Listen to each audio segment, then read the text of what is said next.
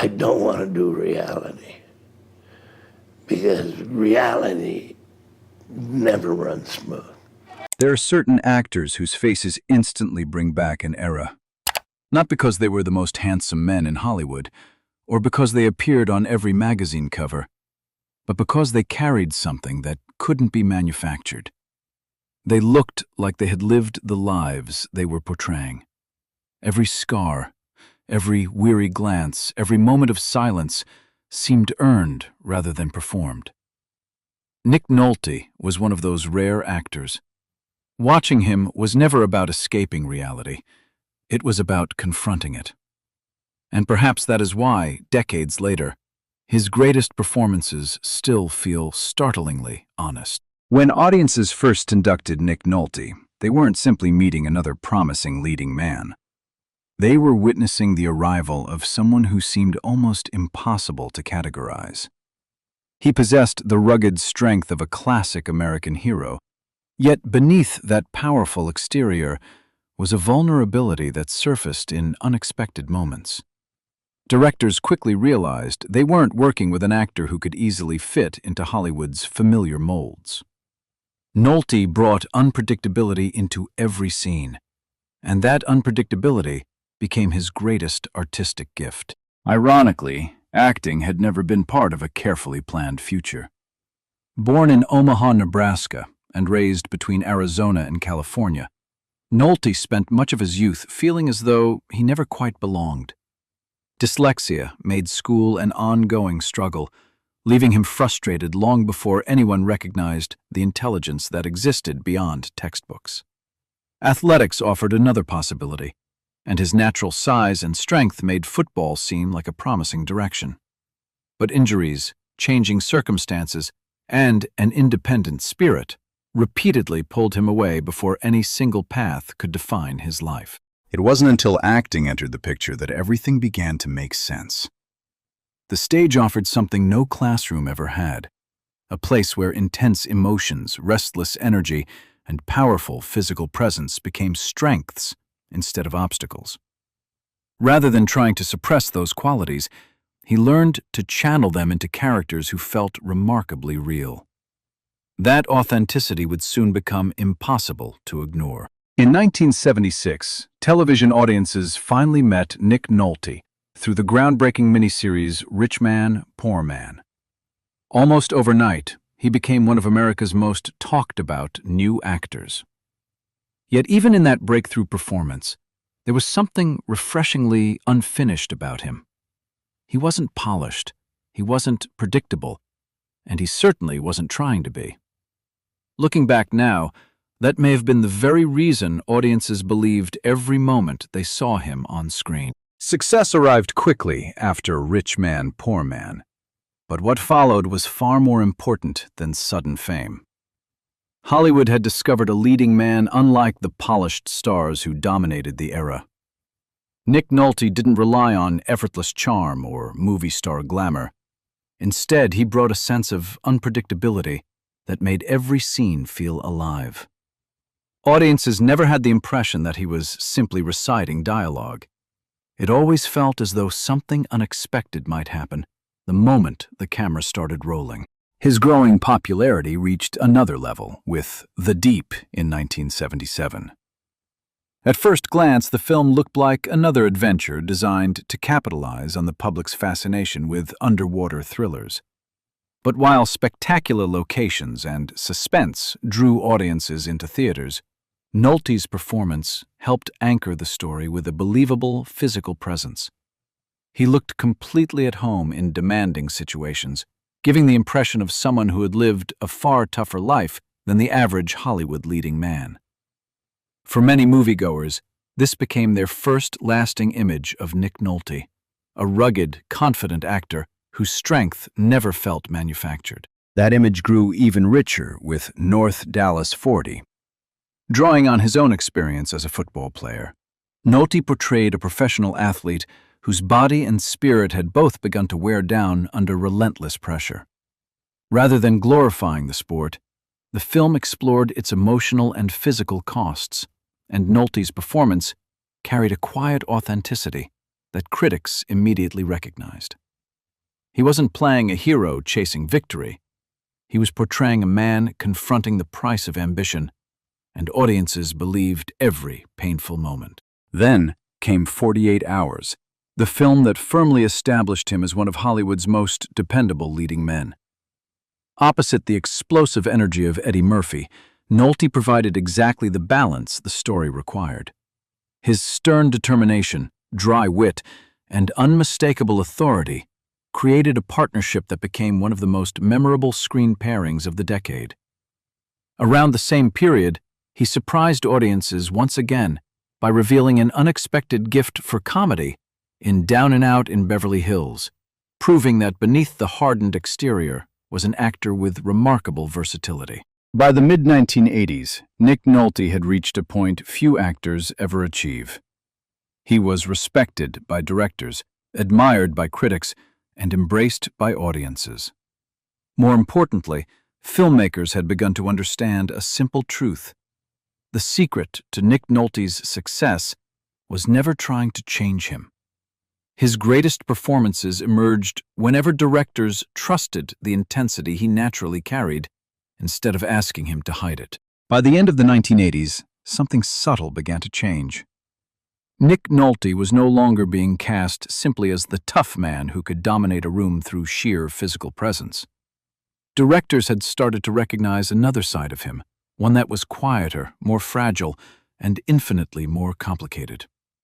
It marked the beginning of the most demanding chapter of his career, where emotional truth became more important than outward strength. Films such as Who'll Stop the Rain, Under Fire, and Extreme Prejudice hinted at that evolution, but the transformation became impossible to ignore when The Prince of Tides arrived. Here was a performance built not on anger or intimidation, but on pain that had been carried for years. Nolte portrayed a man struggling with memories, family wounds, and emotions he could barely express. Instead of explosive confrontations, the film asked him to remain emotionally exposed, allowing silence and vulnerability to communicate what words never could. The performance earned widespread acclaim and an Academy Award nomination, confirming that he was capable of far more than the rugged image that had first made him famous. That remarkable period continued with films like Cape Fear and Lorenzo's Oil, where emotional endurance mattered more than physical dominance. Time after time, Nolte chose characters wrestling with guilt, fear, grief, or impossible responsibility. They were roles that demanded patience rather than spectacle, inviting audiences to look beneath the surface instead of being dazzled by it. From the outside, it appeared to be the natural progression of a gifted actor entering his artistic prime. Critics praised the depth of his performances, prestigious projects kept arriving, and Hollywood treated him as one of the finest dramatic actors of his generation. Yet the emotional honesty that audiences admired came at a personal cost. Nolte has spoken openly about how deeply he immersed himself in his characters, often finding it difficult to separate their emotional lives from his own once filming ended. As those roles grew darker and more psychologically complex, so did the burden they placed on him. The intensity that had fueled his greatest performances did not simply disappear when the director called cut. It followed him home, quietly blurring the line between performance and reality. Long before the headlines focused on addiction and personal struggles, the foundation for those battles had already begun to take shape behind the scenes, hidden beneath the applause and critical acclaim. The years that followed tested Nick Nolte in ways no script ever could. His personal struggles became impossible to ignore, and for a time, many believed the headlines would overshadow the remarkable body of work he had spent decades building. But if there was one quality that had defined Nolte from the very beginning, it was resilience. He never pretended to be flawless, and he never tried to erase the mistakes that had become part of his story. Instead, he quietly returned to the work. That honesty could be felt in performances such as Affliction, where he explored the lingering scars of family trauma with heartbreaking restraint. In Afterglow, and later in The Thin Red Line, he demonstrated that commanding a scene no longer required explosive emotion. Age had changed his screen presence, replacing youthful force with quiet authority.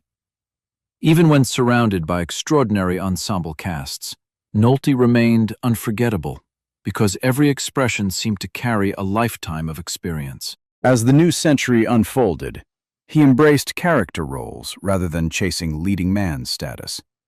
Whether appearing in Hulk, Hotel Rwanda, or even showing his unexpected comic timing in Tropic Thunder, he brought authenticity to every appearance. There was no effort to hide the weathered face or the gravelly voice that had become unmistakably his. Instead, those very qualities deepened the credibility of the characters he portrayed. Then came Warrior in 2011, a film that many consider the emotional culmination of his career. Playing Paddy Conlon, a recovering alcoholic desperate to reconnect with his estranged sons, Nolte delivered a performance of astonishing vulnerability. Gone was the intimidating leading man of earlier decades. In his place stood a broken father searching for forgiveness, portrayed with such honesty that audiences and critics alike were deeply moved. The performance earned him another Academy Award nomination and served as a powerful reminder that some of the greatest acting doesn't come from pretending to be someone else. It comes from having lived enough life to understand every emotion on the screen. Today, in his mid-80s, Nick Nolte stands as one of the last surviving symbols of a generation that valued emotional truth over polished perfection.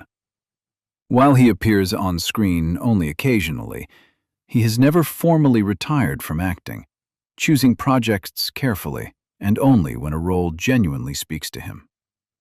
Away from Hollywood, Nolte has embraced a far quieter life, spending much of his time in Southern California with his longtime wife, Clytie Lane. Their daughter, Sophia, has grown up largely outside the glare of celebrity, reflecting the family's commitment to privacy. In recent years, Nolte has made only a handful of public appearances, but each one has reminded audiences of the unmistakable presence that made him a star decades ago. His candid reflections on aging, recovery, and the lessons learned from a difficult life have earned him renewed respect, especially among younger actors who admire his honesty as much as his performances.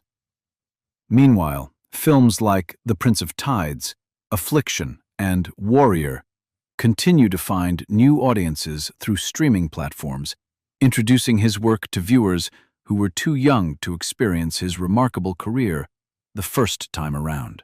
Looking back, Nick Nolte's legacy was never built on perfection. It was built on courage. The courage to reveal weakness, to survive failure, and to keep creating despite life's hardest battles. That is why his finest performances still resonate today. They don't simply entertain us. They remind us that even the most broken people can endure, and sometimes endurance becomes the greatest achievement of all.